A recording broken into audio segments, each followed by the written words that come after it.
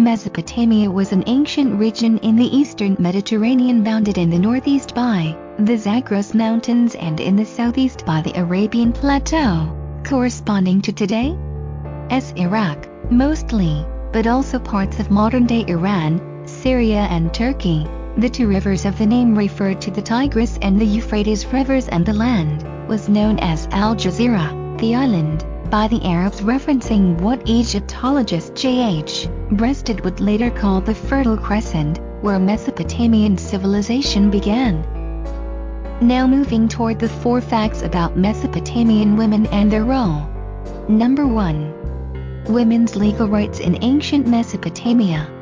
Women could not exercise much personal sovereignty in ancient Mesopotamia. The social structure defined women in relation to their families. Society viewed a woman as her father's daughter or her husband's wife, and not as an autonomous individual. Real women, or those from rich and powerful families, enjoyed a greater degree of personal autonomy. In some cases, Mesopotamian women would not inherit their husband's estate if there were eligible male heirs. Women did not often work outside of the house, but some held jobs selling wares they had created or worked as tavern keepers. The 18th century introduction of the Code of Hammurabi gave women the ability to divorce and own property under certain circumstances, even though the code also treated women as property. Number 2. Marriage for women in ancient Mesopotamia. In ancient Mesopotamian, women were considered ready for a familiar arranged marriage soon after they reached puberty. Mesopotamian women did not marry individuals.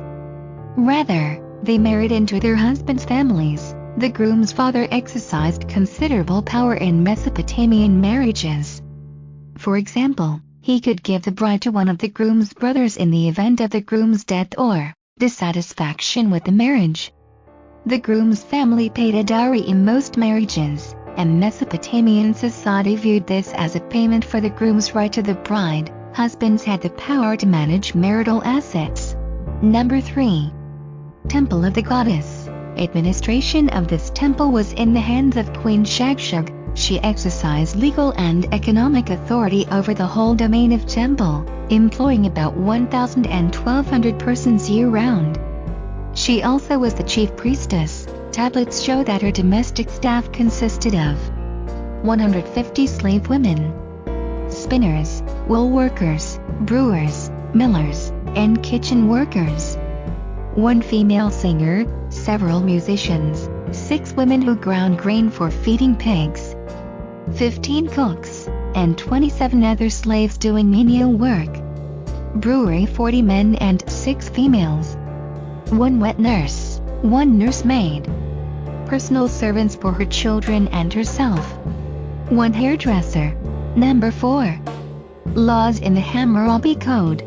Hammurabi's code includes many harsh punishments, sometimes demanding the removal of the guilty party's tongue, hands, breasts, eye or ear. But the code is also one of the earliest examples of the idea of the accused being considered innocent until proven guilty. If the woman wine seller does not accept grain according to gross weight in payment of drink, but takes money, and the price of the drink is less than that of the corn, she shall be convicted and thrown into the water. Thanks for watching. Please subscribe our channel for more videos.